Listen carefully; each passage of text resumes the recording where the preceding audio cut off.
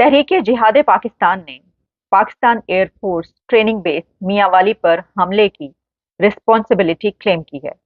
ये तहरीक-ए-जिहाद पाकिस्तान कौन सी जमात है, ये कब बनी और इसको बनाने वाले कौन हैं? मियांवाली एयर बेस के ऊपर अटैक, लेकिन ये मुझे जो लग रहा है चीमा साहब बढ़ता नजर आ रहा है, कम होता नजर नहीं आ रहा। इंडिया कॉरिडोर डेवलप कर रहा है, कनेक्टिविटी दे रहा है मिडल ईस्ट और यूरोप को, और हम आपस में ही लड़ाइयों से जो है वो नहीं हो रहे।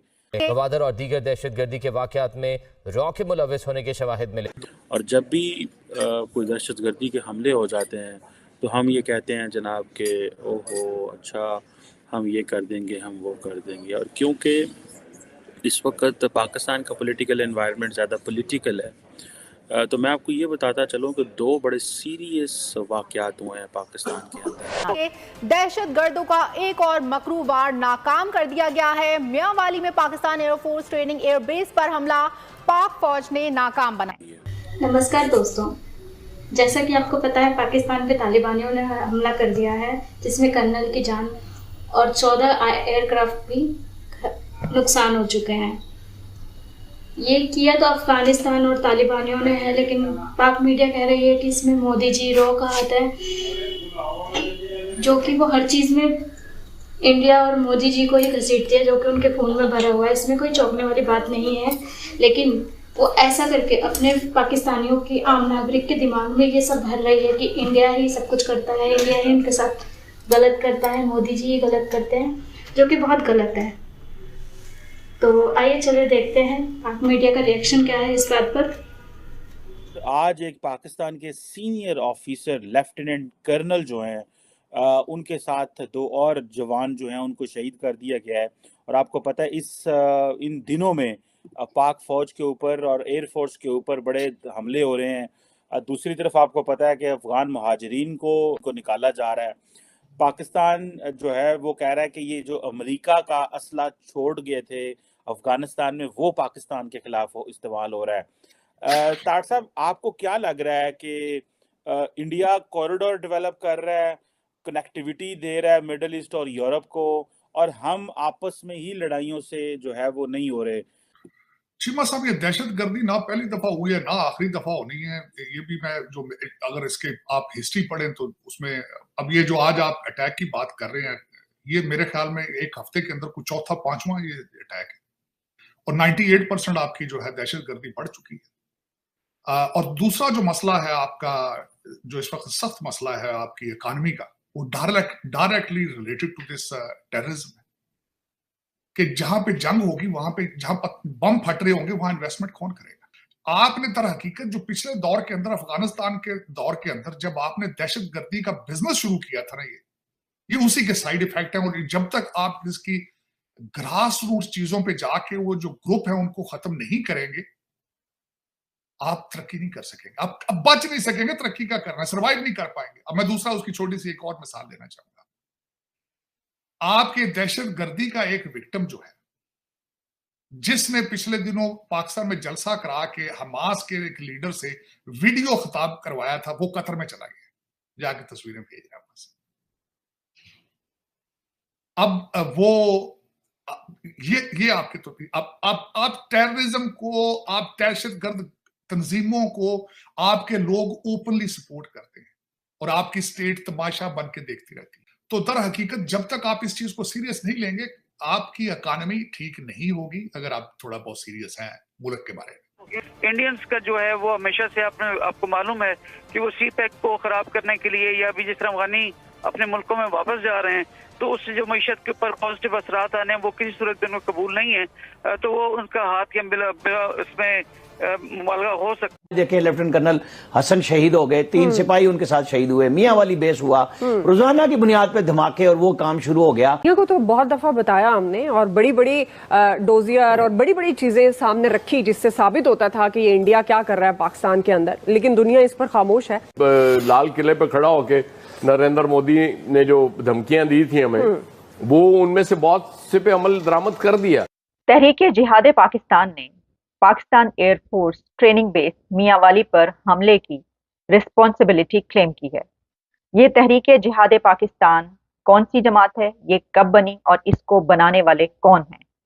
आप जानते हैं कि कई घंटों तक ये लड़ाई जारी रही और मियांवाली के एयरफोर्स ट्रेनिंग बेस पर यह हमला हुआ।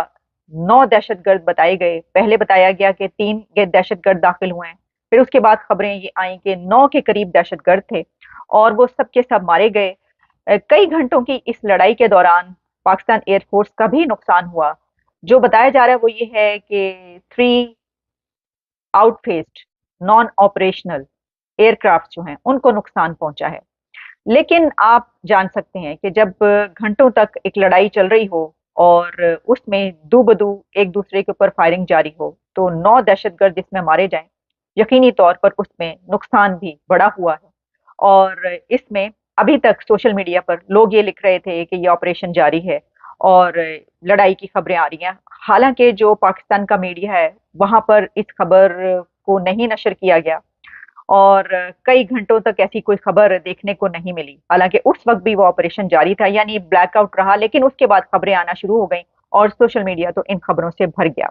लेकिन ये टीटीपी का हमला है, तहरीके तालिबान पाकिस्तान कलदम, उन्होंने हमला किया है। उनकी कितनी शाखें हैं, उनकी कितनी ब्रांचेस हैं और तहरीके जिहाद पाकिस्तान क्या है कि जिसके बारे में कहा जा रहा है कि ये हमला उनकी तरफ से किया गया है। उन्होंने खुद भी ये रिस्पॉन्सिबिलिटी क्लेम की है। ये कब बनी? तो इस सिलसिले में हमें ये पता चलता है कि फरवरी के महीने में तहरीके जिहाद पाकिस्तान की अनाउंसमेंट होती है और ट्विटर पर, एक्स पर इसको अनाउंस किया जाता है कि ये एक जमात बनाई गई है और उसमें जो इनकी आइडियोलॉजी है वो इस तरीके से पेश की जाती है कि पाकिस्तान में जो शरीयत का निफाज है वो वैसे मुमकिन नहीं है, ये पता चल चुका है, तो अब इसको जिहाद के जरिए ही नाफिज किया जा सकता है। लेकिन ये जो दहशतगर्दी है चीमा साहब, ये एक कारोबार की हद तक इसको बड़े खूबसूरती से चलाया गया पिछले दौर में और मेरे ख्याल में इसको ग्रास रूट लेवल तक निकाला नहीं गया। दरमियान में पास दिया गया, पास नहीं दिया गया बल्कि उसको प्रमोट किया गया इस तरीके से कि इमरान खान रजीम जो थी और उनके साथ जो एस्टेब्लिशमेंट थी उनके साथ अटैच थी, दे वर सिंपथाइजर्स विद द तालिबान।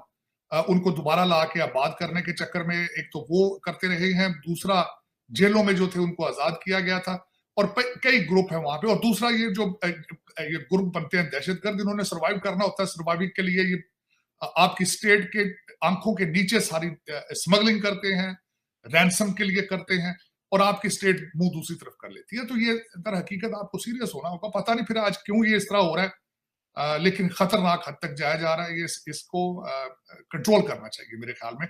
और आप इसमें क्या कहा जा सकता है, आपको पता ही है चीमा साहब, सारी आपकी एस्टेब्लिशमेंट क्या कर रही है। तो चीमा साहब दुख वाली बात है, ये लोग मर रहे हैं। मियांवाली एयरबेस के ऊपर अटैक, और फिर मोईद यूसुफ साहब ने उसके हक में ट्वीट किया। उसके कहते हैं हमला तो इसको कहते हैं। उन्होंने मोईद यूसुफ साहब ने ट्वीट की है कि हमला तो इसको कहते हैं, अब देखेंगे इनको सजा क्या होती। तो फिर आपके अंदर पाकिस्तान में फिर आपके जो राय आमा है उसके कई चीजें इधर उधर है। फिर उसमें चीमा साहब अफसोस वाली बात है, जो कुछ भी हो रहा है गलत हो रहा है। लेकिन ये मुझे जो लग रहा है चीमा साहब, बढ़ता नजर आ रहा है, कम होता नजर नहीं आ रहा है। उसकी वजह ये है कि वो जो अब हम पहले आप बात कर रहे थे कि अब उनके पास असला अमेरिकन है और उनको और दुनिया को भी सोचना चाहिए। जब अमेरिका छोड़ के भागा था यहाँ से, हमें पता नहीं था क्या छोड़ के जा रहे हैं वापस। और दूसरी बात ये कि जब आपने सैंक्शंस लगाई, उनके डॉलर भी रोक के रखे हैं, उन्होंने बेचना नहीं असला। असला आप कह रहे हैं पाकिस्तान आ गया, असला तो चल रहा है इस वक्त गाजा के अंदर, अमेरिकन असला चल रहा है। जो असला यूक्रेन को दिया आपने वो भी बिक रहा है सारा ब्लैक मार्केट में। पुतिन साहब की स्टेटमेंट आई कि ये असला वही बिका है और दूसरी साइड से डिनाई नहीं हुई।